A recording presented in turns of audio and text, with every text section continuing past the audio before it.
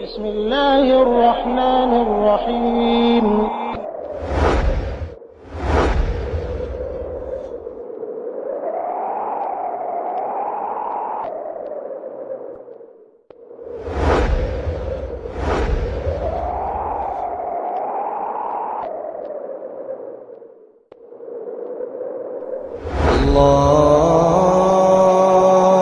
الله أكبر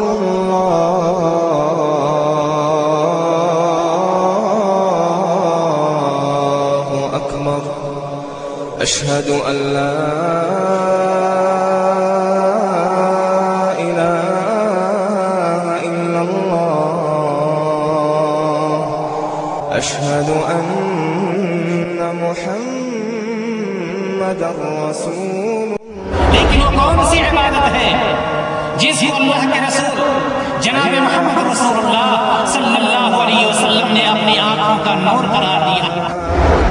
وَأَقِمِ الصَّلَاةَ لِذِكْرِي. نماز کیا ہے؟ اللہ تبارک و تعالیٰ کو یاد کرنے کے لیے. اللہ کے رسول جناب محمد رسول اللہ صلی اللہ علیہ وسلم ارشاد فرماتے کہ اگر کسی کے دروازے پر تم میں سے کسی کے دروازے پر ایک بہتی ہوئی نہر ہو اور وہ شخص اس میں ہر روز 5 مرتبہ غسل کرتا ہو، 5 مرتبہ نہاتا ہو، کیا ایسے شخص کے جسم پر کچھ میل کچیل باقی رہ جائے گا؟ آپ صلی اللہ علیہ وسلم نے فرمایا بالکل یہی مثال 5 نمازوں کی ہے کہ جو شخص 24 گھنٹے کے اندر 5 وقت کی نمازوں کو قائم کرتا ہے، اللہ تبارک و تعالیٰ اس کے گناہوں کو ختم کر دیتا ہے. اللہ کے رسول صلی اللہ علیہ وسلم ارشاد فرماتے کہ قیامت کے دن سب سے پہلے جس چیز کا حساب لیا جائے گا وہ نماز ہے.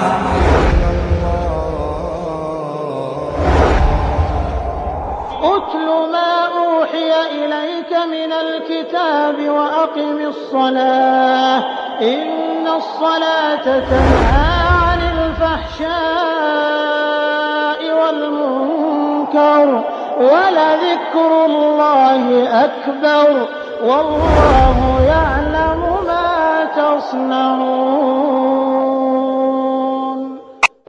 اے نبی اس کتاب کی تلاوت کیجیے جو آپ کی طرف وحی کی گئی اور صلاح یعنی نماز قائم کیجیے، بے شک نماز بے حیائی اور برے کاموں سے روکے اور اللہ کا ذکر تو سب سے بڑی چیز ہے اور جو کام تم کرتے ہو اللہ اسے جانتا ہے. میں دعوت سخن دیتا ہوں استاد مکرم فضیلت الشیخ ابو اسامہ منصور احمد مدنی صاحب کو وہ آئیں اور اپنے خطاب سے ہمیں مستفید کریں. یاد رہے آپ کا موضوع ہے نماز کا طریقہ. الحمد لله نحمده ونستعينه ونستغفره ونؤمن به ونتوكل عليه ونعوذ بالله من شرور أنفسنا ومن سيئات أعمالنا من يهده الله فلا مضل له ومن يضلل فلا هادي له ونشهد أن لا إله إلا الله ونشهد أن محمدا عبده ورسوله. ما بعد فإن الحديث كتاب الله وخير الهدي هدي محمد صلى الله عليه وسلم وشر الأمور محدثاتها وكل محدثة بدعة وكل بدعة ضلالة وكل ضلالة في النار. قال الله تعالى في القرآن المجيد والفرقان الحميد أعوذ بالله من الشيطان الرجيم بسم الله الرحمن الرحيم اتل ما أوحي إليك من الكتاب وأقم الصلاة إن الصلاة تنهى عن الفحشاء والمنكر ولذكر الله أكبر والله يعلم ما تصنعون. وقال النبي صلى الله عليه وسلم الصلاة عماد الدين. دینی بھائیوں اور دوستوں اور دور دراز سے آئی ہوئی میری ماں اور بہنوں، ہر قسم کی تعریف، توصیف، بڑائی اور بزرگی اس وحدہ لا شریک کے لیے جو خالق کائنات اور مالک ارض و سما ہے. جس نے اس دنیا کو لفظ کن سے پیدا فرمایا، جس کی زمین و آسمان میں بادشاہت ہے،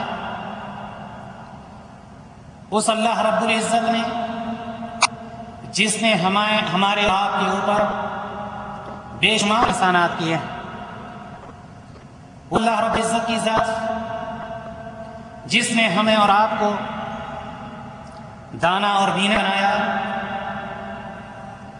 اندھا، پاگل اور دیوانہ نہیں بنایا، وہ اللہ رب العزت کی ذات جس نے ہمیں اور آپ کو دو ہاتھوں والا بنایا، لولا نہیں بنایا، وہ اللہ رب العزت کی ذات جس نے ہمیں اور آپ کو دو پیروں والا بنایا، لینگڑا بنایا، وہ اللہ رب العزت کی ذات جس نے ہمیں اور آپ کو ایک مسلمان گھر میں پیدا فرمایا اور امت محمدیہ صلی اللہ علیہ وسلم میں شامل فرمایا، اور اس کے بعد لاکھوں کروڑوں درود و سلام اس ذات مبارکہ مقدسہ اور مطہرہ پر جن کا نام نامی اسم گرامی جناب محمد رسول اللہ صلی اللہ علیہ وسلم، جنہوں نے اللہ تبارک و تعالیٰ کے پیغام کو ہم تک اور آپ تک من و عن جس طرح سے اللہ تبارک و تعالیٰ نے حکم دیا ویسے ہی ہم تک پہنچایا، ساری مشقتیں برداشت کی، لیکن اللہ تبارک و تعالیٰ کے پیغام پہنچانے میں کوئی کوتاہی اور کوئی کمی نہیں پڑی۔ دینی بھائیوں اور دوستوں اور میری ماؤں اور بہنوں، اللہ کا لاکھ لاکھ شکر ہے کہ آج اللہ تبارک و تعالیٰ کے اس گھر میں ہماری چھوٹی سی دعوت پر قرآن و حدیث کی باتوں کو سننے کے لیے آپ اپنے گھروں کو چھوڑ کر اللہ تبارک و تعالیٰ کے اس گھر میں موجود ہیں۔ یہ کون سی مجلس ہے؟ اس مجلس کے متعلق صرف اتنا جان لینا کافی ہے کہ اللہ کے رسول جناب محمد رسول اللہ صلی اللہ علیہ وسلم ارشاد فرماتے ہیں کہ جب کسی مجلس میں اللہ تبارک و تعالیٰ کا ذکر کیا جاتا ہے، قرآن و حدیث کا ذکر کیا جاتا ہے، تو ایسی مجلس کو اللہ تبارک و تعالیٰ کے فرشتے گھیر لیتے ہیں اور اللہ تبارک و تعالیٰ کی رحمت ان پر نازل ہونے لگتی ہے۔ دینی بھائی اور دوستو، یہیں پر بات ختم نہیں ہو جاتی، بلکہ سرور کائنات جناب محمد رسول اللہ صلی اللہ علیہ وسلم ارشاد فرماتے ہیں کہ ایسی مجلس میں بیٹھنے والے کا ذکر اللہ تبارک و تعالیٰ اپنے مقرب فرشتوں میں کرتا ہے۔ یعنی یہ کہ آج جہاں پر آپ بیٹھے ہوئے ہیں، کسی بھی حالت میں ہیں، آپ کا ذکر اللہ تبارک و تعالیٰ اپنے مقرب فرشتوں میں کر رہا، آپ کے اوپر رحمت نازل ہو رہی ہے، آپ کو فرشتوں نے گھیر رکھا ہے، اپنی حفاظت میں کر رکھا ہے، اللہ تبارک و تعالیٰ کے حفظ و امان میں ہم بیٹھے ہیں۔ دینی بھائی اور دوست، آج کا موضوع جیسا کہ ابھی آپ کے سامنے اعلان کیا گیا، دینی بھائی اور دوستو، اللہ تبارک و تعالیٰ نے ہمیں اور آپ کو کس لیے پیدا فرمایا، ہر شخص اس سے بخوبی واقف ہے۔ ایک آیت پر اگر ہم غور کریں تو ہمیں کہیں اور جانے کی ضرورت نہیں پڑے گی۔ اللہ تبارک و تعالیٰ نے ارشاد فرمایا وَمَا خَلَقْتُ الْجِنَّ وَالْإِنسَ إِلَّا لِيَعْبُدُونَ، کہ میں نے انسان اور جنات کو صرف اور صرف اپنی عبادت کے لیے پیدا فرمایا۔ لفظ عبادت یہ بہت عام لفظ ہے، عبادت کی اقسام بے شمار ہیں، لیکن وہ کون سی عبادت ہے جس کو اللہ کے رسول جناب محمد رسول اللہ صلی اللہ علیہ وسلم نے اپنی آنکھوں کا نور قرار دیا؟ وہ کون سی عبادت ہے کہ بندہ عاقل اور بالغ اگر ہے، مریض ہے، بستر پر لیٹا ہوا ہے، لیکن اس کو اس عبادت سے چھٹکارا نہیں ہے؟ وہ کون سی عبادت کہ جناب محمد رسول اللہ صلی اللہ علیہ وسلم کو جب مکہ کی گلیوں میں ستایا گیا، نبی کریم صلی اللہ علیہ وسلم کو جب طائف کی گلیوں میں ستایا گیا، آپ کی جوتیاں خون سے لبریز ہو گئیں، آپ بے ہوش ہو گئے، لیکن اس وقت آپ نے کبھی کسی پر بد دعا نہیں کی۔ لیکن وہ کون سی عبادت ہے کہ جب وہ فوت ہو جاتی ہے، کسی طرح سے قضا ہو جاتی ہے تو جناب محمد رسول اللہ صلی اللہ علیہ وسلم کی زبان مبارک سے، وہ زبان مبارک، وہ ذات جس کو اللہ تبارک و تعالیٰ نے رحمت للعالمین بنا کر بھیجا ہے، لیکن اس عبادت میں جب کسی کی وجہ سے کوئی خلل واقع ہوتا ہے تو زبان مبارک سے بد دعا کے الفاظ نکلتے ہیں۔ وہ کون سی عبادت، وہ کون سی عبادت ہے کہ نبی کریم صلی اللہ علیہ وسلم دنیا کو چھوڑ رہے ہیں، نہ فاطمہ کی محبت، نہ عائشہ کی محبت، نہ ابو بکر عمر اور عثمان علی رضی اللہ عنہم اجمعین کی محبت، لیکن اس محبت، اس عبادت سے کتنی محبت ہے کہ بستر مرگ پر ہیں لیکن اس عبادت کو نہیں بھول رہے ہیں، وصیت کر رہے ہیں۔ وہ کون سی عبادت میرے بھائیوں اور دوستوں، وہ کون سی عبادت ہے، وہ کون سی عبادت ہے کہ جس کا نہ کرنے والا سرور کائنات صلی اللہ علیہ وسلم کے بتلائے ہوئے قول کے مطابق کفر میں داخل ہو جاتا ہے؟ وہ کون سی عبادت، وہ کون سی عبادت کہ جس کو اللہ تبارک و تعالیٰ نے ہمارے پیارے رسول جناب محمد رسول اللہ صلی اللہ علیہ وسلم کو معراج میں تحفہ میں عطا کیا تھا؟ وہ کون سی عبادت ہے؟ دینی بھائیوں اور دوستوں، عبادت کی بہت ساری قسمیں ہیں، لیکن جس عبادت کا میں ذکر کرنا چاہتا ہوں، جس عبادت کے تذکرے کے لیے یا اس کی تفصیل کے لیے میں نے آج آپ کو دعوت دی ہے، وہ عبادت ہے صلاۃ، وہ عبادت ہے نماز۔ میرے بھائیوں اور دوست، نماز، وہ عبادت نماز ہے، لیکن ہم نے اور آپ نے شاید یہ سمجھ رکھا ہے کہ نماز تو سب کو ہی جانتا، نماز پڑھنا کس کو نہیں آتا؟ مسجد میں جاتے ہیں، نماز پڑھ کر جلدی جلدی ہم چلے آتے ہیں، کون سی خوبی ہے اس کے اندر؟ میرے بھائیوں اور دوستوں، یاد رکھیں اللہ تبارک و تعالیٰ نے قرآن مقدس میں ارشاد فرمایا ہے اُتْلُ مَا أُوحِیَ إِلَيْکَ مِنَ الْکِتَابِ وَأَقِمِ الصَّلَاةَ إِنَّ الصَّلَاةَ تَنْہَىٰ عَنِ الْفَحْشَاءِ وَالْمُنکَرِ۔ قرآن مقدس کی تلاوت کیجئے، اللہ تبارک و تعالیٰ حکم دے رہا ہے کہ قرآن مقدس کی تلاوت کیجئے اور وَأَقِمِ الصَّلَاةَ، نماز کو قائم کیجئے۔ کیوں نماز کو قائم کیجئے؟ ان الصلاۃ تنہا عن الفحشاء والمنکر، اس لیے کہ نماز بے شرمی سے، برائیوں سے، منکرات سے، برے افعال سے بچاتی ہے، دور رکھتی ہے۔ وَلَذِكْرُ اللَّهِ أَكْبَرُ، اللہ تبارک و تعالیٰ نے فرمایا اللہ کا ذکر کرنا یہ بہت بڑا کام ہے۔ وَاللَّهُ يَعْلَمُ مَا تَصْنَعُونَ، اور یاد رکھو کہ جو کچھ تم کر رہے ہو میں اچھی طرح سے جانتا ہوں۔ رات کے اندھیرے میں کرو، دن کے اجالے میں کرو، تنہائی میں کرو، جماعت کے ساتھ کرو، کچھ بھی کرو، اللہ تبارک و تعالیٰ نے کیا فرمایا؟ واللہ یعلم ما تصنعون، جو کچھ بھی ہم کرتے ہیں اللہ تبارک و تعالیٰ اس سے باخبر۔ دینی بھائیوں اور دوست، اس آیت کریمہ میں اللہ تبارک و تعالیٰ نے 3 چیزوں کا حکم دیا۔ پہلی چیز قرآن کی تلاوت کیجئے، اور دوسرا حکم جو ہے نماز قائم کیجئے، اور تیسرا حکم اللہ تبارک و تعالیٰ کا ذکر کیجئے۔ یہ نماز کیا ہے؟ یہ اللہ تبارک و تعالیٰ کو یاد کرنے کے لیے۔ وَأَقِمِ الصَّلَاةَ لِذِكْرِي، نماز کیا ہے؟ اللہ تبارک و تعالیٰ کو یاد کرنے کے لیے۔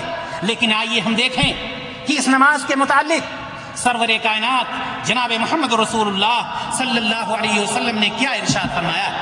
دینی بھائیوں اور دوستو، اللہ کے رسول جناب محمد رسول اللہ صلی اللہ علیہ وسلم ارشاد فرماتے بنی الاسلام علی 5، اسلام کی بنیاد 5 چیزوں پر رکھی گئی ہے۔ اسلام کی بنیاد 5 چیزوں پر رکھی گئی ہے۔ شہادت ان لا الہ الا اللہ وان محمدا عبدہ ورسولہ، سب سے پہلی چیز اس بات کی گواہی دینا کہ اللہ تبارک و تعالیٰ کے علاوہ کوئی معبود برحق نہیں، اور محمد صلی اللہ علیہ وسلم اللہ تعالیٰ کے بندے اور اس کے رسول ہیں۔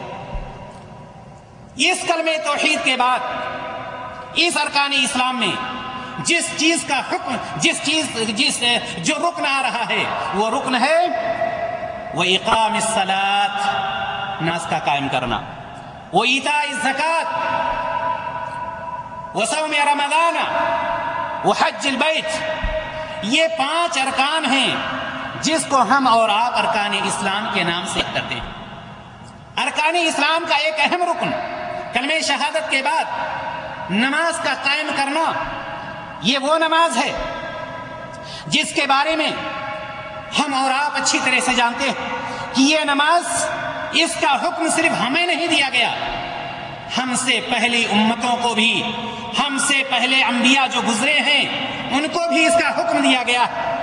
مثال کے طور پر حضرت ابراہیم علیہ الصلوۃ والتسلیم، حضرت لوط علیہ الصلوۃ والتسلیم، حضرت یعقوب علیہ الصلوۃ والتسلیم، حضرت اسحاق علیہ الصلوۃ والتسلیم، ان کے سلسلے میں قرآن نے اعلان کیا وَأَوْحَيْنَا إِلَيْهِمْ فِعْلَ الْخَيْرَاتِ وَإِقَامِ الصَّلَاةِ۔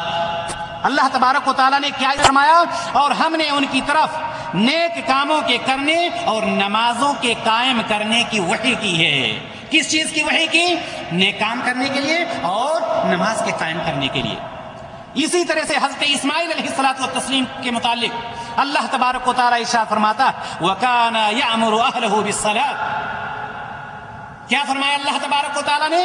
کہ اللہ تعالیٰ نے وہ جو حضرت اسماعیل علیہ الصلوۃ والتسلیم تھے، وہ اپنے گھر والوں کو برابر نماز کا حکم دیا کرتے تھے۔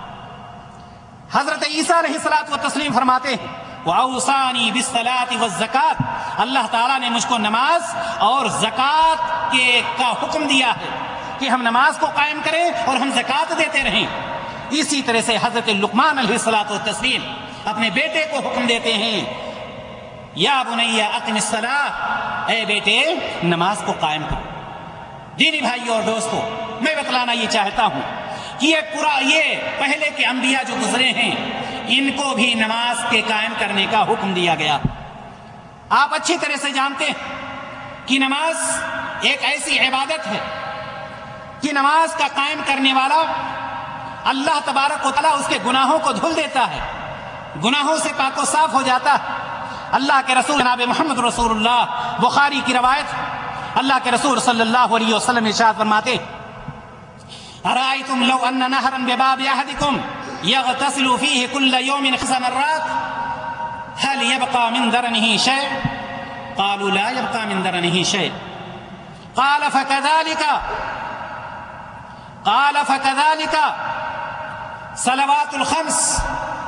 اللہ کے رسول جناب محمد رسول اللہ صلی اللہ علیہ وسلم ارشاد فرماتے کہ اگر کسی کے دروازے پر، تم میں سے کسی کے دروازے پر ایک بہتی ہوئی نہر ہو اور وہ شخص اس میں ہر روز 5 مرتبہ غسل کرتا ہو، 5 مرتبہ نہاتا ہو، هل يبقى من درنه شيء؟ صحابہ کرام سے اللہ کے رسول صلی اللہ علیہ وسلم نے پوچھا کیا ایسے شخص کے جسم پر کچھ میل کچیل باقی رہ جائے گا؟ صحابہ کرام رضی اللہ تعالی عنہم اجمعین نے فرمایا لا يبقى من درنه شيء، اے اللہ کے رسول صلی اللہ علیہ وسلم، جو شخص 5 مرتبہ غسل کرتا ہو اس کے جسم پر کچھ بھی باقی نہیں رہے گا۔ نبی کریم صلی اللہ علیہ وسلم نے کہا، آپ صلی اللہ علیہ وسلم نے فرمایا قال فكذلك مثل الصلوات الخمس يمحو الله بهن الخطايا، رواہ البخاری۔ آپ صلی اللہ علیہ وسلم نے فرمایا بالکل یہی مثال 5 نمازوں کی ہے کہ جو شخص 24 گھنٹے کے اندر 5 وقت کی نمازوں کو قائم کرتا ہے اللہ تبارک و تعالی اس کے گناہوں کو ختم کر دیتا ہے۔ اسلامی بھائیوں اور دوستو، اور یہی نماز کہ اللہ کے رسول جناب محمد رسول اللہ صلی اللہ علیہ وسلم ارشاد فرماتے الصلوات الخمس والجمعة إلى الجمعة كفارة لما بينهن إذا اجتنبت الكبائر۔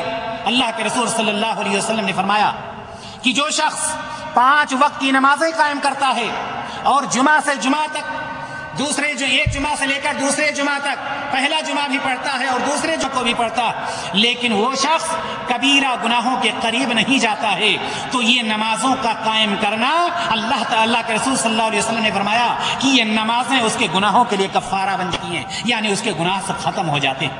دینی بھائیوں اور دوستو، اسی طرح سے اللہ کے رسول صلی اللہ علیہ وسلم ارشاد فرماتے بین العبد و بین الکفر ترک الصلاۃ، کہ مسلمان اور کافر یا مشرک کے درمیان جو چیز حد فاصل ہے وہ ترک نماز، یعنی دونوں کے اندر جو چیز فاصلہ پیدا کر رہی ہے یا دونوں کے اندر جو تفریق کر رہی ہے ایک مسلم کے اندر اور ایک کافر کے اندر، وہ نماز ہے۔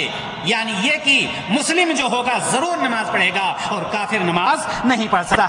دینی بھائی اور دوست، یہ نماز کی اہمیت ہم اس سے لگا سکتے ہیں کہ اللہ کے رسول جناب محمد رسول اللہ صلی اللہ علیہ وسلم نے فرمایا مروا اولادکم بالصلاة وهم ابناء 7 سنین وضربوهم علیها وهم ابناء 10 سنین۔ اللہ کے رسول صلی اللہ علیہ وسلم فرماتے ہیں کہ تم اپنے بچوں کو، وہ بچے جو 7 سال کے ہو جائیں، ان کو نماز پڑھنے کا حکم دو۔ 7 سال کا بچہ، اس کو نماز پڑھنے کا حکم دو، اور جو بچہ 10 سال کا ہو جائے نہ پڑھے، اللہ کے رسول صلی اللہ علیہ وسلم نے فرمایا ہے کہ اس پر سختی کرو۔ اب آپ اس سے اندازہ لگا سکتے ہیں کہ 7 سال کے بچے کو نماز پڑھنے کا حکم دیا جا رہا ہے، 10 سال کے بچے کو نماز نہ پڑھنے پر سختی کا حکم دیا جا رہا ہے۔ اگر ایک 40 سال کا بندہ، 80 سال کا بندہ، 60 سال کا بندہ، 20 سال کا بندہ، جس کے پاس 20 سال کی اولاد، اگر وہ نماز نہ پڑھے، اللہ تبارک و تعالیٰ کے نزدیک اس کی حالت کیا ہوگی؟ اللہ تبارک و تعالیٰ کیا ایسے شخص سے خوش ہو سکتا ہے؟ دینی بھائی اور دوستو، یقیناً ایسا نہیں ہو سکتا۔ آئیے ہم دیکھتے ہیں، ہمیں اور آپ کو اللہ تبارک و تعالیٰ نے تندرستی عطا فرمائی، عقل سلیم عطا فرمایا، روشنی عطا فرمائی، امن و سکون عطا فرمایا، مرض سے محفوظ رکھا ہے، لیکن ہم نماز سے دور رہتے ہیں۔ آئیے ہم دیکھیں، حضرت عمران حسین رضی اللہ تعالی عنہ فرماتے کہ میں بواسیر کا مریض تھا۔ میرے بھائی اور دوستو، کان کھول کر کے سنیں، حضرت عمران بن حسین رضی اللہ تعالی عنہ نبی کریم صلی اللہ علیہ وسلم کی خدمت میں حاضر ہوتے ہیں، عرض کرتے ہیں کہ میں بواسیر کا مریض تھا، نبی کریم صلی اللہ علیہ وسلم سے مسئلہ دریافت کرنے گیا کہ میں نماز کس طرح سے پڑھوں۔ بواسیر سب کوئی جانتا کتنا خطرناک مرض، نماز سے چھٹکارا کسی بھی حالت میں نہیں۔ نبی کریم صلی اللہ علیہ وسلم نے صحابی کے لیے کیا ارشاد فرمایا؟ نبی کریم صلی اللہ علیہ وسلم فرماتے ہیں کہ اگر کھڑے ہو کر پڑھ سکتے ہو تو کھڑے ہو کر پڑھو۔ بواسیر کے مریض صحابی، کوتاہی نہیں ہو سکتی، جھوٹ نہیں بول سکتے، سستی نہیں ہو سکتی ہے۔ سرور کائنات صلی اللہ علیہ وسلم سے پوچھتے ہیں بواسیر کا مریض ہوں، میں کیا کروں؟ سرور کائنات صلی اللہ علیہ وسلم نے فرمایا کہ اگر کھڑے ہو کر نماز پڑھ سکتے ہو تو کھڑے ہو کر پڑھو، اگر کھڑے ہو کر طاقت نہیں ہے پڑھنے کی تو بیٹھ کر پڑھو، اور اگر بیٹھ کر بھی نہیں پڑھ سکتے ہو تو لیٹ کر کے پڑھو، نماز سے چھٹکارا نہیں۔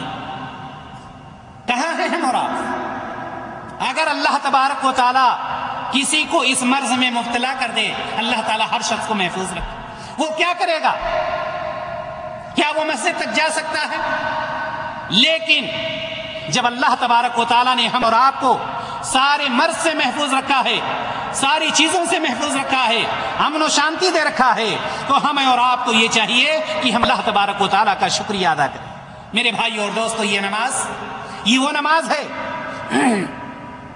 کہ دنیا میں ہماری نظر جب کسی چیز پر جاتی ہے تو سب سے پہلے مال و دولت پر جاتی ہے، لیکن یاد رکھیں قیامت کا دن ہوگا اور جب حساب و کتاب لیا جائے گا، جس طرح سے نبی کریم صلی اللہ علیہ وسلم نے ارشاد فرمایا اول ما يحاسب به العبد يوم القيامة الصلاة فإن صلحت صلح سائر عمله وإن فسد سائر عمله رواہ الطبرانی۔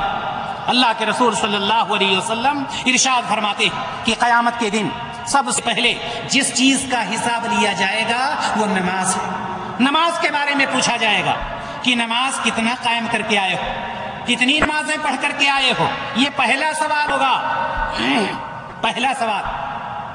اب اگر پہلے سوال میں بندہ کامیاب ہو گیا تو وہ دوسرے سوالات میں بھی کامیاب ہو جائے گا، لیکن اگر پہلے ہی میں پھنس گیا تو بس اللہ خیر کرے اس کے لیے۔ میرے بھائی اور دوستو، یہ وہ نماز جیسا کہ میں بھی شروع میں بتلایا، اللہ تبارک و تعالیٰ نے جناب محمد رسول اللہ صلی اللہ علیہ وسلم کو معراج کے تحفہ میں پیش کیا۔ آپ جانتے ہیں یہ نماز کتنے وقت کی فرض ہوئی تھی؟ پہلے اللہ تبارک و تعالیٰ نے اس کو 50 وقت کا فرض کیا تھا، 50، لیکن یہ نماز کتنی باقی بچی؟ 5۔ اگر اللہ تبارک و تعالیٰ ہم پر رحم و کرم نہ کرتا، ہم کہاں ہوتے، کس طرح سے اس کو ادا کرتے۔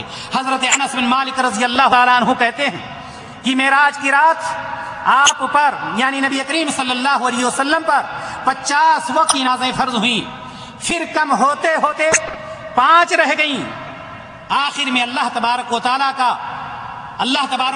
کی طرف سے یہ اعلان کیا گیا، لا يبدل القول لدي وان لك بهذه الخمس 50۔ اللہ کے رسول جناب محمد رسول اللہ صلی اللہ علیہ وسلم کیا ارشاد فرماتے ہیں؟ آپ صلی اللہ علیہ وسلم ارشاد فرماتے ہیں، حضرت انس رضی اللہ تعالی عنہ کا یہ قول، حضرت انس رضی اللہ تعالیٰ عنہ فرماتے ہیں کہ نبی کریم صلی اللہ علیہ وسلم کے اوپر 50 وقت کی نمازیں فرض کی گئیں، اس کے بعد کم ہوتے ہوتے 5 باقی بچیں، لیکن اللہ تبارک و تعالیٰ نے فرما دیا میرے پاس قول بدلا نہیں جاتا۔ یہ مت سمجھنا کہ 50 فرض کیا تھا اور اب 5 ہو گئی ہیں تو 5 ہی کا ثواب ملے گا، 50 کا نہیں۔ لا يبدل القول لدي، میرے پاس قول بدلا نہیں جاتا، تم 5 کر کے دکھاؤ، میں 50 کا ثواب تمہیں عطا کروں گا۔ یہ اللہ تبارک و تعالیٰ کا کرم، یہ اللہ تبارک و تعالیٰ کا احسان ہے۔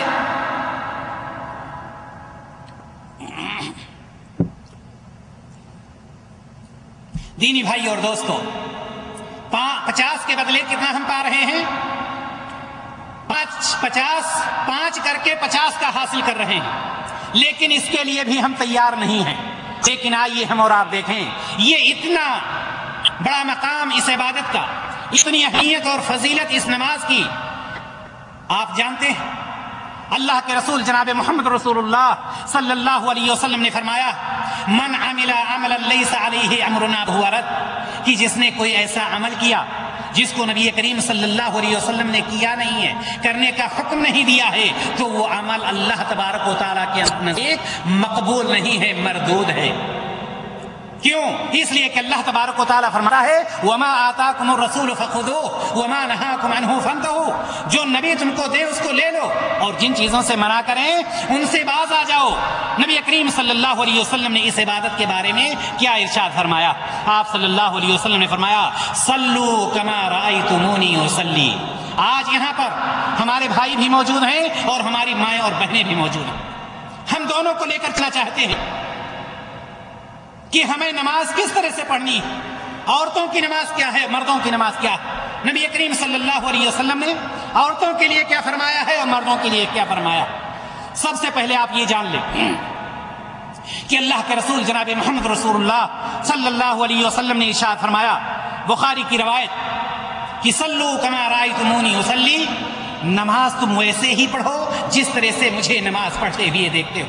میرے بھائی اور دوست، یہاں پر سوچنے کی بات یہ ہے کہ یہ خطاب کس کو ہے، یہ حکم کس کو دیا جا رہا ہے، مردوں کو یا عورتوں کو؟ ظاہر سی بات ہے آپ کا جواب یہی ہوگا کہ یہ حکم مردوں کو بھی ہے اور عورتوں کو بھی ہے، دونوں کو نبی کریم صلی اللہ علیہ وسلم نے مخاطب کیا۔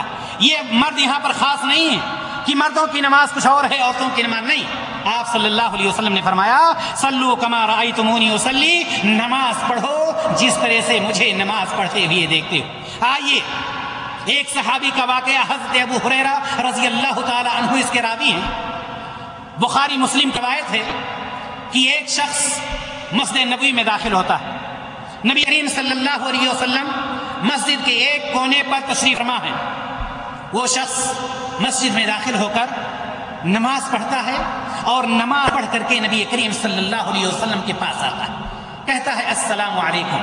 نبی کریم صلی اللہ علیہ وسلم اس کے سلام کا جواب دیتے ہیں، اس کے بعد فرماتے ہیں ارجع فصلی فإنک لم تصلی، کیا فرمایا؟ لوٹ جاؤ، نماز کو دوبارہ ادا کرو، تم نے نماز نہیں ادا کی۔ استاذ کی بات پر شاگرد کو چوں چرا کی ضرورت نہیں تھی، حکم ہوا جاؤ نماز پڑھو، وہ بندہ فوراً جا کر کے دوبارہ نماز پڑھتا ہے، دوبارہ پھر آ کر کے سلام کرتا۔ آپ صلی اللہ علیہ وسلم جواب دیتے ہیں، جواب دینے کے بعد، سلام کا جواب دینے کے بعد فرماتے ہیں ارجع فصلی فإنک لم تصلی، جاؤ دوبارہ نماز پڑھو، تم نے نماز نہیں پڑھی۔ حدیث میں آتا ہے کہ 3 مرتبہ یا 4 مرتبہ ایسے ہوتا رہا، یہاں تک کہ اس بندہ نے کہا علمنی یا رسول اللہ، اے اللہ کے رسول صلی اللہ علیہ وسلم، اس سے بہتر سے نہیں ہو سکتا ہے، آپ مجھے تعلیم دیجئے، اس تعلیم کے مطابق میں نماز پڑھتا ہوں۔ کیا نماز تھی؟ نماز یہ تھی کہ جلدی جلدی نہ رکوع نہ قیام نہ سجود، جس طرح سے آج کی نمازیں جلدی جلدی ہوتی رہتی ہیں اور جلدی سے 4 رکعت یا 3 رکعت یا 2 رکعت پوری کر کے ہم اپنے کام کے لیے چل دیتے ہیں۔ اللہ کے رسول صلی اللہ علیہ وسلم نے ارشاد فرمایا، اذا قمت الى الصلاة فاسبغ الوضوء، کہ جب تم نماز کا ارادہ کرو، اب یہ تعلیم دے رہے ہیں، یہی ایک حدیث بیان کر کے میں اپنی بات کو ختم کر دیتا۔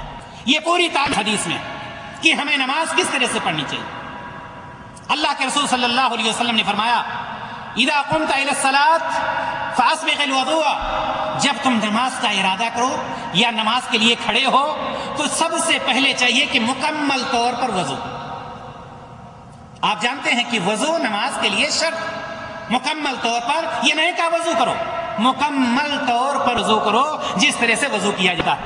ثم استقبل القبلہ، اس کے بعد قبلہ رخ کر لو۔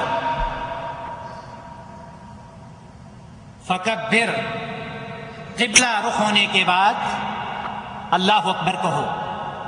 یہاں پر تفصیل سے ہم چلتے ہیں تاکہ ساری باتیں ذہن میں آتی رہیں۔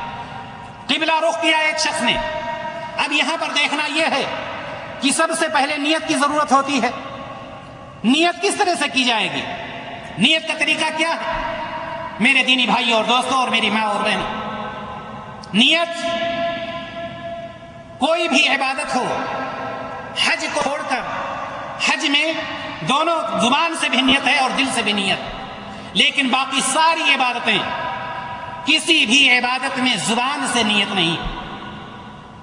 سب سے پہلے انسان کو یہ چاہیے کہ وہ دل میں جو نماز پڑھنے جا رہا ہے اس نیت کرے، دل سے نیت کر لے، اور اس کے بعد اللہ کے رسول صلی اللہ علیہ وسلم نے کہا فکبر، تکبیر تحریمہ کہے۔ سوال یہ ہے کہ تکبیر تحریمہ کا طریقہ کیا ہوگا؟ آج کا موضوع ہے نماز کا طریقہ۔ تکبیر تحریمہ کیسے کہے گا؟ کیا کھڑا ہے اللہ اکبر کہہ کر کے شروع کر دیا؟ نہیں، نبی کریم صلی اللہ علیہ وسلم نے کسی چیز کو ایسا نہیں چھوڑا ہے کہ جس کی وضاحت نہ کی ہو۔ ایک حدیث میں نہیں تو دوسری حدیث میں ضرور اس کی وضاحت موجود ہے۔ ہم جب تکبیر کہیں گے تو ہمارا ہاتھ کس طرح سے اٹھے گا؟ کیا ہمارا فعل ہوگا؟ کیا ہمارا عمل ہوگا؟ نبی کریم صلی اللہ علیہ وسلم نے اس کی وضاحت کھلے طور پر کر دی۔ جب ہم تکبیر تحریمہ کہیں تو ہمیں چاہیے کہ ہم اپنے ہاتھ کو کندھوں تک یا کان تک، کان کے برابر سیدھا کر کے اپنے ہاتھ کو اٹھائیں، یا تو کان کے برابر تک لے جائیں یا کندھوں تک لے جائیں۔ کیوں؟ اس لیے کہ اللہ کے رسول جناب محمد رسول اللہ صلی اللہ علیہ وسلم ارشاد فرماتے ہیں، حضرت ابن عمر رضی اللہ تعالیٰ عنہ اس حدیث کے راوی فرماتے ہیں کہ رأیت رسول اللہ صلی اللہ علیہ وسلم اذا افتتح الصلاة رفع يديه حتى يحاذي منكبيه، رواہ مسلم۔ اللہ کے رسول صلی اللہ علیہ وسلم کے بارے میں حضرت ابن عمر رضی اللہ تعالیٰ عنہ فرماتے ہیں کہ میں نے نبی کریم صلی اللہ علیہ وسلم کو دیکھا کہ جب آپ نماز شروع کرتے تو آپ رفع یدیہ حتی یحاذی منکبیہ، کہ آپ اپنے دونوں ہاتھوں کو اٹھاتے کہاں تک؟ مونڈھوں تک۔ یہ منکب کس کو کہا جاتا ہے؟ مونڈھوں کو، یعنی یہاں اس طرح سے اٹھاتے۔ ایک روایت تو یہ آتی ہے، ابھی تکبیر تحریمہ کہہ رہا ہے شخص۔ دوسری روایت ابن عمر ہی رضی اللہ تعالیٰ عنہ سے آتی ہے، فرماتے ہیں کہ اذا کبر رفع یدیہ حتی یحاذی بہما اذنیہ، رواہ مسلم، کہ جب نبی کریم صلی اللہ علیہ وسلم تکبیر تحریمہ کہتے تو اپنے دونوں ہاتھوں کو اٹھاتے کہاں تک؟ کان تک، کان کے برابر۔ یہ کان کا جو اوپری حصہ ہے، کان کا یہ جو اوپری حصہ ہوتا ہے، یہاں تک یہ انگلیوں کا سرا، نبی کریم صلی اللہ علیہ وسلم وہاں تک اپنے ہاتھوں کو اٹھاتے۔ معلوم یہ ہوا ان دونوں حدیثوں سے کہ یا تو تکبیر تحریمہ کے وقت جب ہم تکبیر تحریمہ کہیں گے سیدھا ہمارا ہاتھ، یہ نہیں کہ ایسے ایسے، یہ نہیں ہو سکتا، سیدھا ہوگا۔ ہماری ہتھیلیاں کس کی طرف ہوں گی؟ قبلہ کی طرف ہوں گی، اور ہمارا یہ ہاتھ یا تو مونڈھوں تک ہوگا یا کان کے برابر، کان کا جو اوپری حصہ ہے اس کے برابر. ٹچ کرنے کی کہیں پر کوئی روایت نہیں ہے کہ کان کو پکڑا جائے یا چھوا جائے، بلکہ سیدھا طریقہ یہ ہے کہ کان کے برابر ہونا چاہیے. تو اللہ کے رسول صلی اللہ علیہ وسلم نے کیا فرمایا؟ ثم استقبل القبلہ فکبر، یعنی جب قبلہ کی طرف آپ نے رخ کر لیا اس کے بعد تکبیر تحریمہ کہیے. تکبیر تحریمہ کا جو طریقہ بتلایا گیا. اب آپ نے جب تکبیر تحریمہ کہا اور ہاتھ کو اپنے مونڈھوں کے برابر یا کان کے برابر لے گئے تو اب اس کو رکھیں گے کہاں؟ یہ بھی ایک سوال کہ اس کو کہاں رکھیں گے؟ بیچ میں چھوڑیں گے، وہیں رکھیں گے، سینے پر رکھیں گے، ناک پہ رکھیں گے، پیٹ پہ، کہاں پر رکھیں گے؟ جیسا کہ میں نے بتلایا کہ اللہ کے رسول صلی اللہ علیہ وسلم سے کوئی بھی چیز مخفی نہیں ہے کہ کس چیز کو نبی کریم صلی اللہ علیہ وسلم نے نہ فرمایا. حضرت وائل بن حجر رضی اللہ عنہ کی روایت آتی. ابھی سمجھ لیجئے کہ آپ کا ہاتھ اوپر ہے، اب ہاتھ آپ کو نیچے لانا. آئیے حدیث کی روشنی میں دیکھتے ہیں کہ حدیث کیا کہہ رہی ہے. عن وائل بن حجر رضی اللہ تعالی عنہ قال صلیت مع النبی صلی اللہ علیہ وسلم فوضع يده اليمنى على اليسرى على صدره رواہ ابن خزیمہ. اللہ کے رسول صلی اللہ علیہ وسلم کے بارے میں حضرت وائل بن حجر رضی اللہ تعالیٰ عنہ فرماتے کہ میں نے نبی کریم صلی اللہ علیہ وسلم کے ساتھ نماز پڑھی. یہ حدیث ہے. اور نبی کریم صلی اللہ علیہ وسلم نے اپنے دائیں ہاتھ کو بائیں ہاتھ پر رکھ کر اپنے سینے پر رکھا. فوضع يده اليمنى على اليسرى على صدره، اپنے سینے پر رکھا. ایک روایت. دوسری روایت آتی ہے حضرت حلب الطائی رضی اللہ تعالیٰ عنہ، وہ فرماتے ہیں جو کہ احمد میں روایت موجود ہے، رأیت النبی صلی اللہ علیہ وسلم یضع هذه على صدره، کہ میں نے نبی کریم صلی اللہ علیہ وسلم کو دیکھا کہ آپ نے اپنے دست مبارک کو اپنے سینے پر رکھا. میرے بھائی اور دوستو، معلوم یہ ہوا کہ ہم اپنے ہاتھ کو لے جائیں گے کان کے برابر تک، ٹچ نہیں کرنا ہے، ٹچ کرنے کی کوئی وہ نہیں، برابر کرنا، یا مونڈھوں تک لے جائیں گے اور رکھیں گے کہاں پر؟ سینے پر رکھیں گے. اللہ کے رسول صلی اللہ علیہ وسلم صحابی سے فرما رہے ہیں ثم اقرأ ما تيسر معك من القرآن. وضو مکمل کرنے کا حکم دیا، قبلہ رخ ہونے کا حکم دیا، اس کے بعد تکبیر کہنے کا حکم دیا، ہاتھ کہاں رکھنا ہے اس کا حکم دیا، اس کے بعد یہ ہے ثم اقرأ ما تيسر بما تيسر معك من القرآن او كما قال النبي صلی اللہ علیہ وسلم. اب اللہ کے رسول صلی اللہ علیہ وسلم کیا فرما رہے ہیں کہ قرآن سے کچھ پڑھو. آپ جاتے ہیں سورۃ الفاتحہ پڑھنا ہے آپ کو، لیکن اس سے پہلے سورۃ الفاتحہ سے پہلے تکبیر تحریمہ کے بعد اور قرات سے پہلے کچھ اور بھی ہمیں پڑھنا ہے.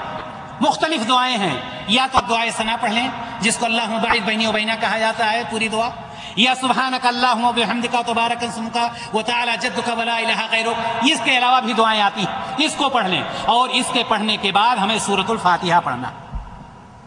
سورۃ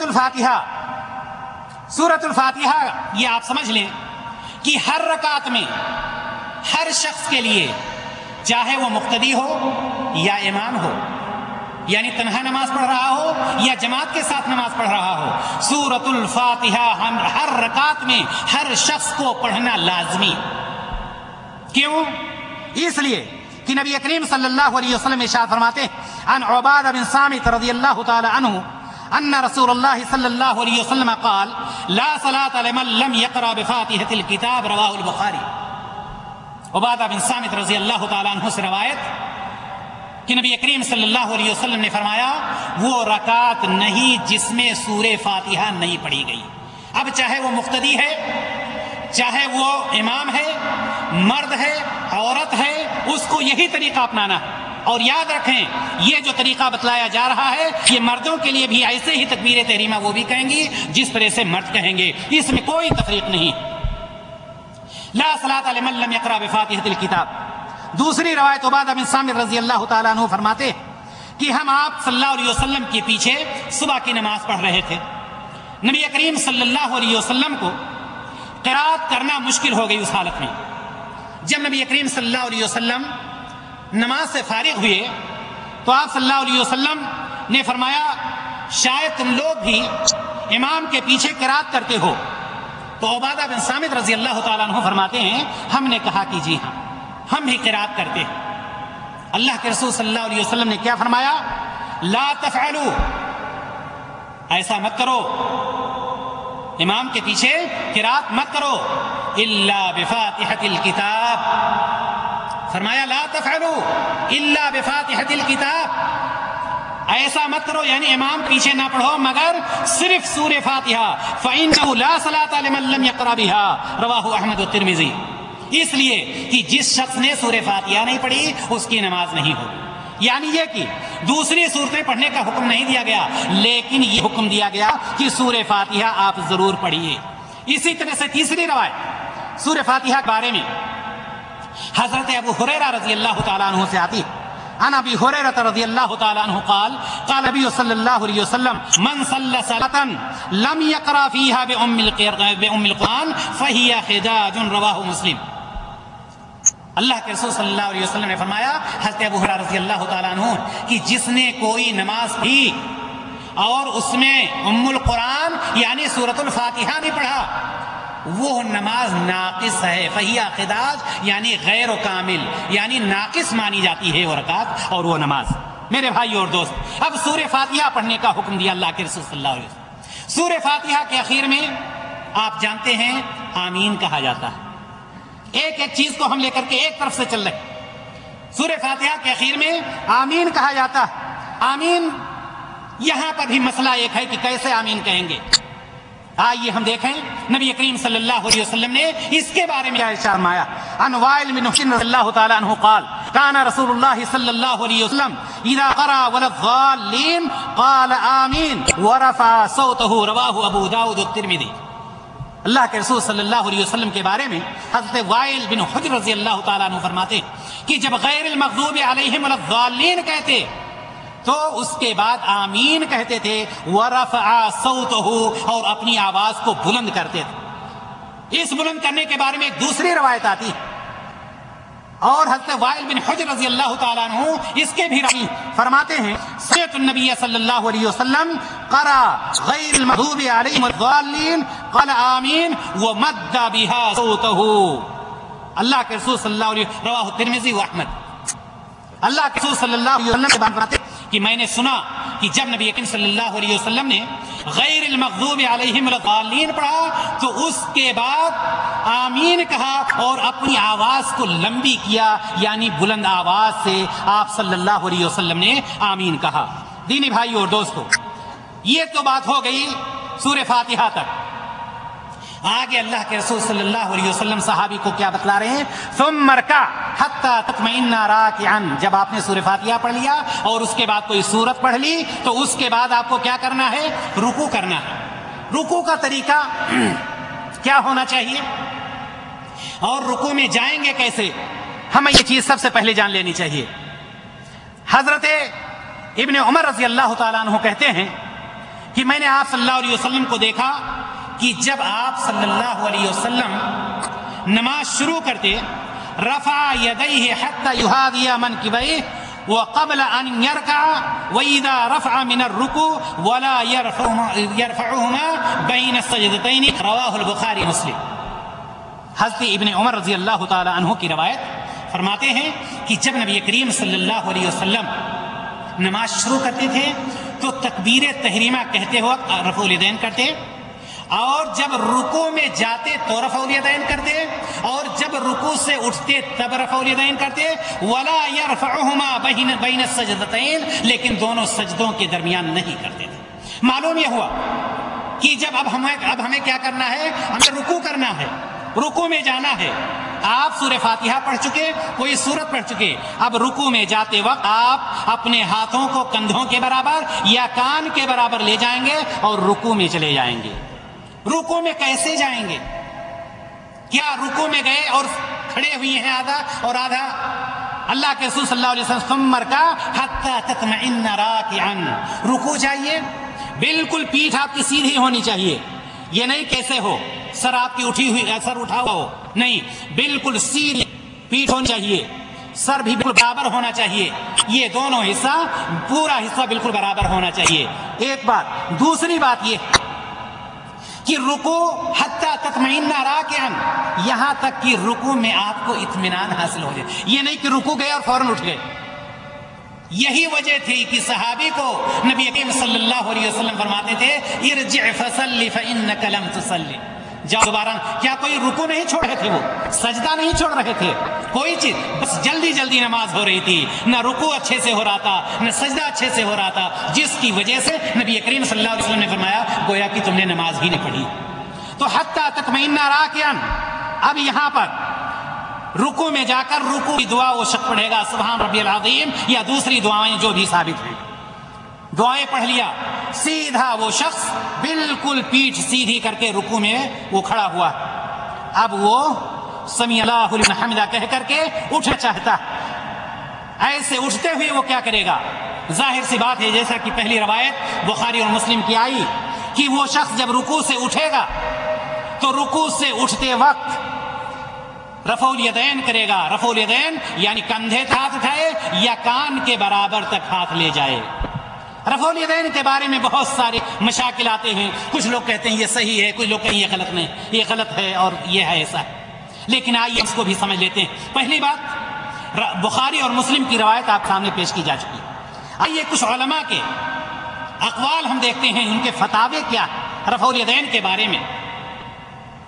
حضرت شاہ ولی اللہ محدث دہلوی رحمہ اللہ کو آپ جانتے ہیں، وہ فرماتے ہیں کہ جب رکوع کرنے کا ارادہ کرے، جب کوئی شخص رکوع کرنے کا ارادہ کرے اور جب اس سے سر اٹھانے کا ارادہ کرے تو اس کو چاہیے کہ وہ رفع الیدین کرے.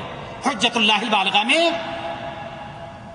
شاہ ولی اللہ محدث دہلوی رحمہ اللہ یہ فرماتے ہیں. اسی طرح سے مولانا عبدالحی حنفی رحمہ اللہ کا نام معروف ہے، سب کوئی جانتا ہے. وہ کیا لکھتے ہیں؟ وہ فرماتے ہیں ان کا فتویٰ ہے کہ رسول اللہ صلی اللہ علیہ وسلم سے رفع الیدین کرنے کا بہت کافی اور نہایت عمدہ ثبوت ہے. جو لوگ کہتے ہیں کہ رفع الیدین منسوخ ہے ان کا قول بے دلیل ہے. یہ مولانا عبدالحی حنفی رحمہ اللہ فرماتے ہیں. ان کے بعد آئیے دیکھیں حنفی مذہب کی معروف اور مشہور اور معتبر کتاب در مختار، ہر کوئی اس کتاب کو جانتا ہے. در مختار میں کیا موجود ہے؟ جس نے کہا رفع الیدین سے نماز میں نقصان آتا ہے اس کا قول مردود ہے. در مختار میں یہ چیز موجود ہے، حنفی مذہب کی بہت مشہور اور معروف کتاب. جس نے کہا رفع الیدین کرنے سے نماز میں نقصان آتا ہے اس کا قول مردود ہے. رکوع میں جانے کے وقت، رکوع سے اٹھنے کے وقت رفع الیدین کرنے سے کچھ بھی نقصان نہیں ہوتا. آئیے اور آگے چلتے ہیں. شیخ عبد القادر جیلانی رحمہ اللہ کیا فرماتے ہیں اس کے بارے میں، رفع الیدین کے بارے میں؟ شیخ عبد القادر جیلانی رحمہ اللہ فرماتے ہیں نماز میں تکبیر اولیٰ کے وقت، رکوع میں جاتے وقت اور رکوع سے اٹھتے وقت رفع الیدین کرنا چاہیے. غنیۃ الطالبین ان کی جو معروف کتاب ہے اس میں یہ چیز موجود ہے. معلوم یہ ہوا کہ اب ہم کیا کرنا ہے؟ رکوع سے اٹھتے وقت رفع الیدین کرنا. اللہ کے رسول صلی اللہ علیہ وسلم صحابی کو بتلا رہے ہیں ثم ارفع حتى تستوي قائما. اب ایک شخص رکوع میں تھا، رکوع سے اٹھ رہا ہے، اٹھتے ہوئے اس نے دونوں ہاتھ کو اٹھایا. اب اس کو کھڑا ہونا، کیسے کھڑا ہوگا؟ سوال یہ ہے کہ کیسے وہ کھڑا ہوگا؟ اللہ کے رسول صلی اللہ علیہ وسلم سے پوچھئے، کسی سے پوچھنے کی ضرورت نہیں. حتی تستوی قائما، یہاں تک کہ بالکل سیدھا کھڑا ہو جائے. آپ دیکھیں گے کچھ لوگوں کو رکوع سے اٹھتے ہیں ابھی ان کی پیٹھ برابر سیدھی نہیں ہوتی کہ فوراً سجدے میں چلے جاتے ہیں. اللہ کے رسول صلی اللہ علیہ وسلم حتی تستوی قائما، یہاں تک کہ سیدھا کھڑے ہو جائیے، یعنی رکوع سے اٹھیے اور رکوع سے اٹھنے کے بعد سیدھا کھڑے ہو جائیے، بالکل سیدھا ہو جائیے. اس کے بعد اللہ کے رسول صلی اللہ علیہ وسلم فرماتے ہیں ثم اسجد حتی تطمئن ساجدا. اب جب کھڑے ہو گئے سیدھا، سارے اعضاء اپنی جگہ پر چلے گئے. یہ ابھی پہلی رکعت چل رہی ہے، سارے اعضاء اپنی جگہ پر چلے گئے.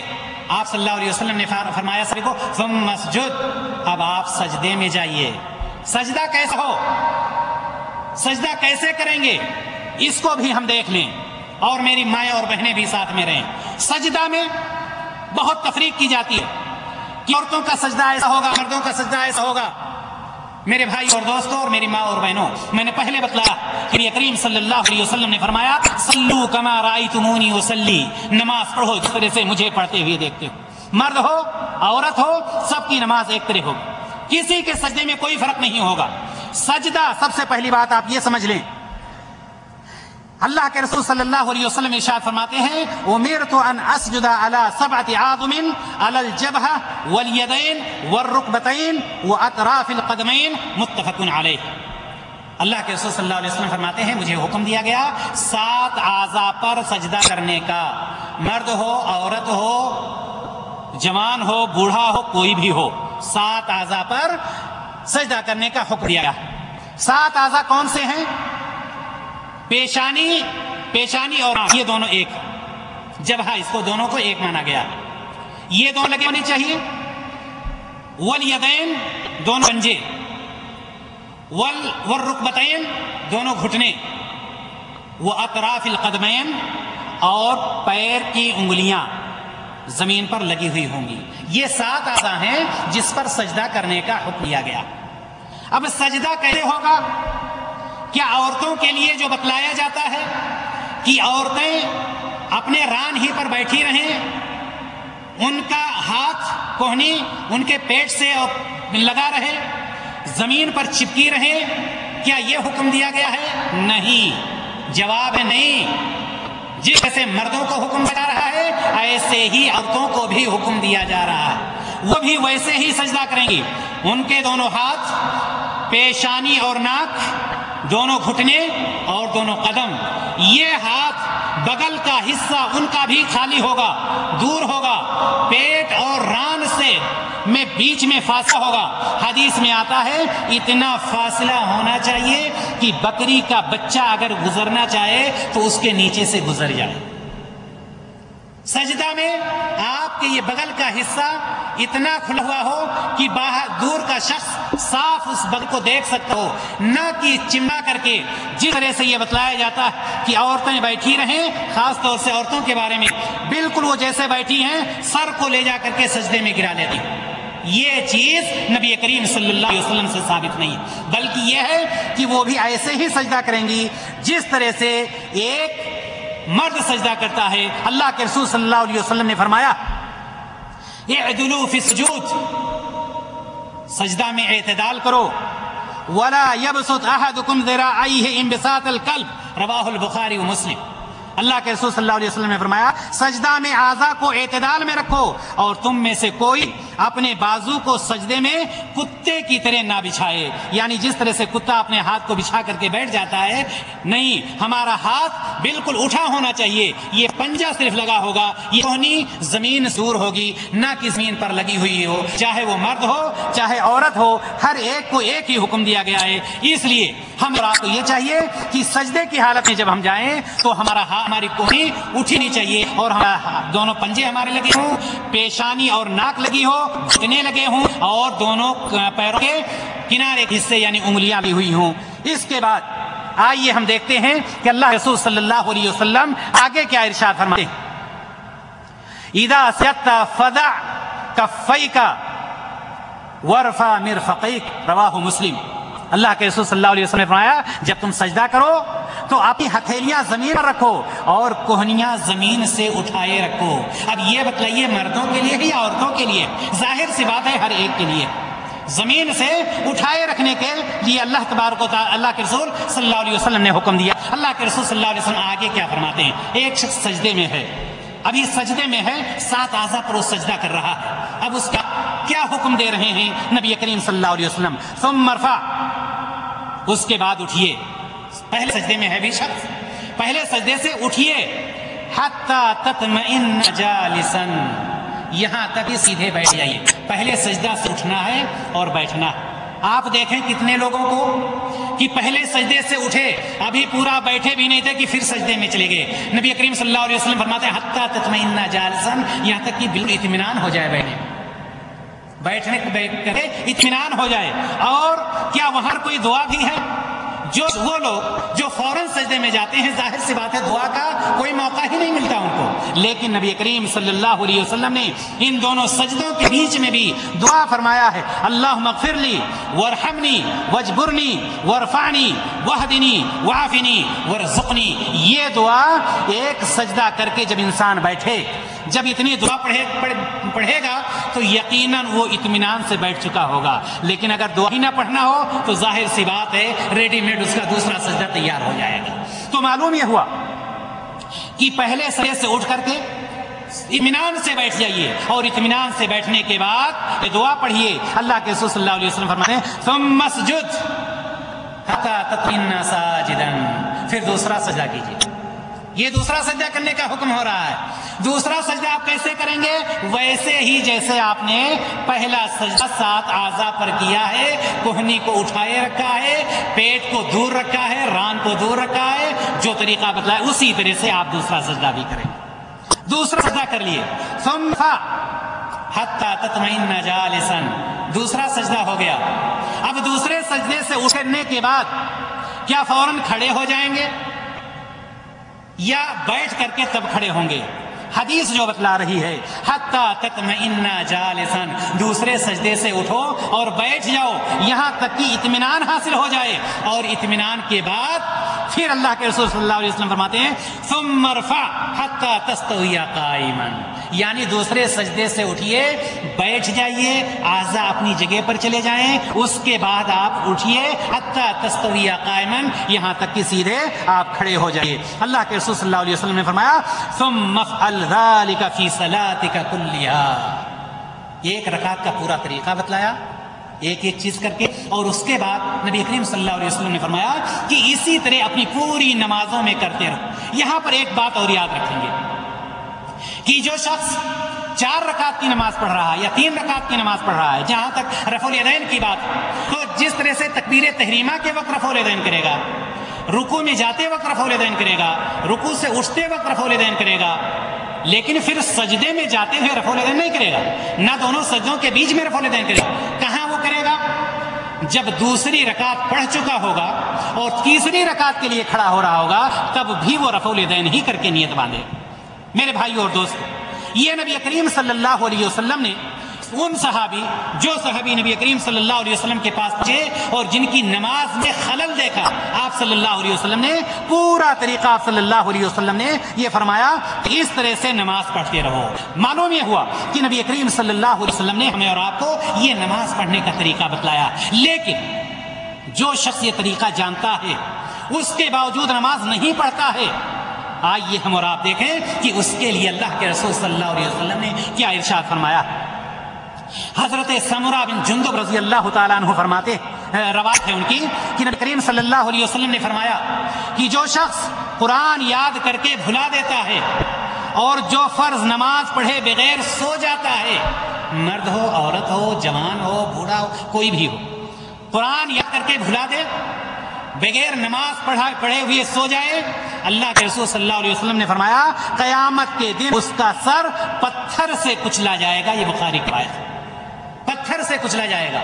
اور پتھر سے کچلنے کی بات آئی ہے، تھوڑی دیر کے لیے معراج کے واقعے میں چلے جاؤ۔ نبی کریم صلی اللہ علیہ وسلم فرماتے کہ مجھے جب معراج کرایا گیا تو بہت ساری چیزیں دکھائی، وہاں پر میں نے یہ بھی دیکھا کہ ایک ایسا شخص ہے جس کو پتھر مارا جاتا ہے، اس کا سر چور ہو جاتا، اور ابھی وہ شخص پتھر اٹھاتا ہی ہے مارنے والا کہ دوبارہ پھر صحیح ہو جاتا، پھر مارتا، پھر چور چور ہو جاتا۔ اللہ کے رسول صلی اللہ علیہ وسلم نے جبریل امین سے پوچھا یہ کیا ماجرا ہے، یہ کون سا شخص ہے، کیوں ایسا ہو رہا ہے، اس کے ساتھ کیوں ایسا کیا جا رہا ہے؟ نبی کریم صلی اللہ علیہ وسلم سے جبریل امین نے فرمایا یہ وہ شخص ہے جب نماز کا وقت ہوتا تھا تو اس کا سر بوجھل ہو جاتا، یعنی نماز پڑھنے کے لیے نہیں جاتا۔ میرے بھائیو دوست، نماز بوجھل ہو جاتا تھا، یہاں کا بوجھ وہاں کس طرح سے ختم کیا جائے گا؟ اسی طرح سے نماز نہ پڑھنے والے کے متعلق نبی کریم صلی اللہ علیہ وسلم نے فرمایا وہ لوگ جو نماز پڑھنے والے ہیں، جو قرآن و حدیث پر عمل کرنے والے ہیں، قیامت کے دن صدیقین کے ساتھ ہوں گے، شہداء کے ساتھ ہوں گے، نیکوں کے ساتھ ہوں گے، نبیوں کے ساتھ ہوں گے، صالحین کے ساتھ ہوں گے.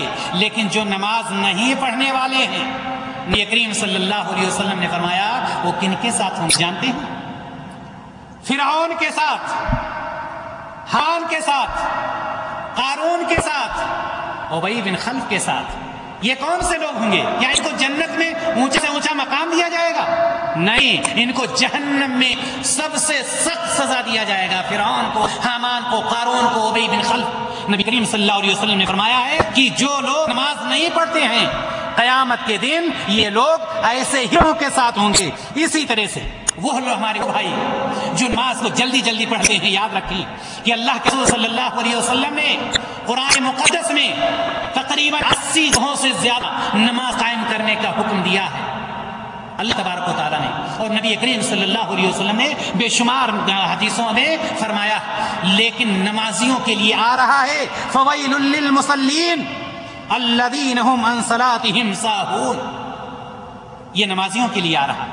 ایک طرف نماز پڑھنے کا حکم اور دوسری طرف یہ آیت ایسے نمازیوں پر اللہ کی مار ہو جو غفلت سے نماز پڑھتے ہیں. اللہ کی مار ہو نمازیوں پر. آخر وجہ کیا ہے؟ وجہ یہ ہے کہ ان کی نماز تو پڑھ لیتے ہیں لیکن نماز قبول نہیں ہوتی. کیوں؟ یا تو نماز سستی اور کاہلی سے پڑھتے ہیں، اور سستی اور کاہلی آپ جانتے ہیں نفاق کی علامت ہے. وَإِذَا قَامُوا إِلَى الصَّلَاةِ قَامُوا كُسَالَىٰ.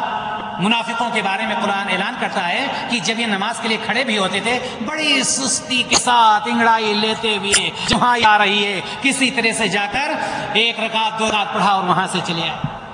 تو ایسی نماز کو اللہ تبارک و تعالیٰ قبول نہیں فرماتا. کون سی نماز قبول فرماتا ہے؟ قد افلح المؤمنون الذین هم فی صلاتهم خاشعون. مومنوں نے کامیابی حاصل کر لی. کس چیز سے کامیابی حاصل کی؟ وہ اپنی نماز میں خشوع کرتے ہیں، خشوع اور خضوع سے نماز پڑھتے ہیں، اعتدال سے نماز پڑھتے ہیں، اطمینان سے نماز پڑھتے ہیں. نبی کریم صلی اللہ علیہ وسلم کے بتلائے ہوئے طریقے کے مطابق نماز پڑھتے ہیں. میرے بھائیو اور دوستو، میں اب لمبا نہیں بس بالکل ختم کرنے والا. قرآن مقدس میں ایک آیت آتی ہے. اللہ تبارک و تعالیٰ جب جنتیوں اور جہنمیوں کا فیصلہ کر دے گا، جنتی جنت میں چلے جائیں گے، جہنمی جہنم میں چلے جائیں گے. جنتی مزے لے رہے ہوں گے اور جہنمی چیخ رہے ہوں گے، چلا رہے ہوں گے. جہنمیوں سے سوال کیا جائے گا ما سلککم فی سقر. تم کو جہنم میں کس چیز نے ڈال دیا؟ کیوں جہنم میں آگے؟ کوئی پارک تو نہیں ہے، کوئی گارڈن تو نہیں ہے، کوئی چلنے کی جگہ تو نہیں ہے، یہ بتہا تو نہیں کہ جمعہ کا دن تھا بتہا چلایا. کس چیز نے تم کو جہنم میں ڈال دیا؟ ما سلککم فی سقر.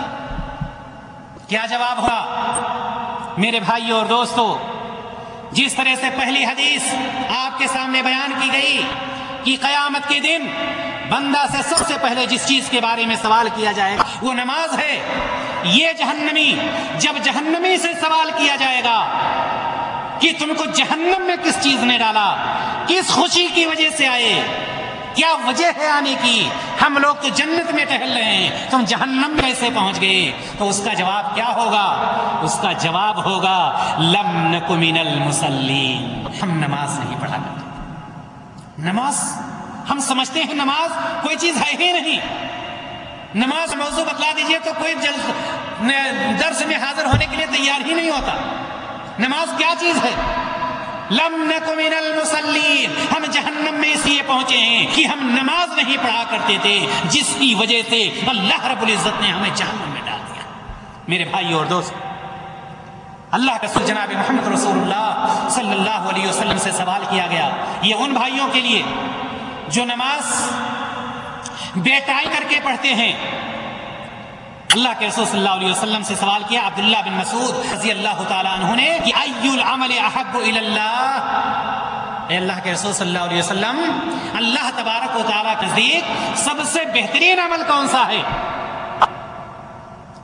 اعمال تو سارے بہتر ہیں، عبادت کی کوئی بھی قسم ہو سارے اعمال بہتر ہیں، لیکن حضرت عبداللہ بن مسعود رضی اللہ تعالیٰ عنہ ای العمل احب الی اللہ، سب سے بہترین عمل اللہ کے رسول صلی اللہ علیہ وسلم نے فرمایا الصلاۃ علی وقتها، دوسری روایت میں آتا ہے الصلاۃ لوقتها، یعنی نماز کو اس کے صحیح وقت پر ادا کرو۔ نماز کا پڑھ لینا کمال نہیں ہے، دو چیزوں کا خیال رکھیں گے، ایک تو نماز نبی کریم صلی اللہ علیہ وسلم کے طریقے کے مطابق ہونی چاہیے، اور دوسری بات یہ ہے کہ نماز صحیح وقت پر ہونی چاہیے۔ اگر صحیح وقت پر نماز نہیں ہے، اور میں یہی بتلا رہا تھا اپنی تمہید میں کہ نبی کریم صلی اللہ علیہ وسلم غزوہ خندق کے موقع پر جب نبی کریم صلی اللہ علیہ وسلم کی صلاۃ عصر فوت ہو جاتی، آپ صلی اللہ علیہ وسلم کو اتنی تکلیف ہوتی، اتنی تکلیف ہوتی، اتنی تکلیف اس وقت نہیں ہوئی تھی جب مکہ کی سرزمین سے آپ کو نکال دیا گیا تھا، اتنی تکلیف نہیں ہوئی تھی۔ دلیل یہ ہے کہ اس وقت نبی کریم صلی اللہ علیہ وسلم نے بد دعا نہیں کی تھی، لیکن جب غزوہ خندق میں آپ کی نماز عصر فوت ہو جاتی ہے، قضا ہو جاتی ہے، دشمنوں سے لڑائی کے اس میں وقت نہیں ملتا ہے، نبی کریم صلی اللہ علیہ وسلم کے زبان مبارک سے نکلتا ہے لَعَلَّهُ بُيُوتُهُمْ وَقُبُورُهُمْ نَارًا كَمَا حَبَسُونَا وَشَغَلُونَا عَنِ الصَّلَاةِ الْوُسْطَىٰ، الہ العالمین تو ان کے گھروں کو اور ان کی قبروں کو آگ سے دے، اس طرح سے انہوں نے میری صلاۃ عصر کو فوت کرا دیا ہے۔ دینی بھائی اور دوست، یہ نماز کی محبت تھی نبی کریم، اور یہی وجہ تھی کہ نبی کریم صلی اللہ علیہ وسلم دنیا کو چھوڑ رہے ہیں، کسی کو کوئی وصیت نہیں۔ آج کل بندہ جب وہ دنیا چھوڑ رہا ہوتا ہے اپنے بیٹے سے وصیت کرتا ہے، بیٹا فلاں مقدمے میں نے کبھی مات نہیں کھائی ہے، تو مقدمہ جیت کر رہنا، اے بیٹے یہ کرنا وہ کرنا۔ نبی کریم صلی اللہ علیہ وسلم کیا فرما رہے ہیں؟ الصلاۃ والصلاۃ، پوری امت کے لیے یہ وصیت کر رہے ہیں کہ نماز میں سستی نہیں برتنا، نماز کو ترک نہیں کرنا۔ اسی طرح سے حضرت لقمان علیہ الصلوۃ والتسلیم بھی آخری وقت پر اپنے بیٹوں کو یہ وصیت کرتے ہیں، یا بنیا اقم الصلاۃ، اے بیٹے نماز کو قائم کرتے رہنا۔ میرے بھائیو اور دوستو، آئیے وہ حدیث جس میں اللہ کے رسول صلی اللہ علیہ وسلم نے فرمایا ہے الا ادلکم علی ما یمحو اللہ بہ الخطایا ویرفع بہ الدرجات، قالوا بلى یا رسول اللہ، قال اسباغ الوضوء علی المکارہ وکثرۃ الخطى الى المساجد وانتظار الصلاة بعد الصلاة فذلکم الرباط۔ اللہ کے رسول صلی اللہ علیہ وسلم نے فرمایا یہی حدیث، اور اس کے بعد اپنی بات کو ختم کر دیتا۔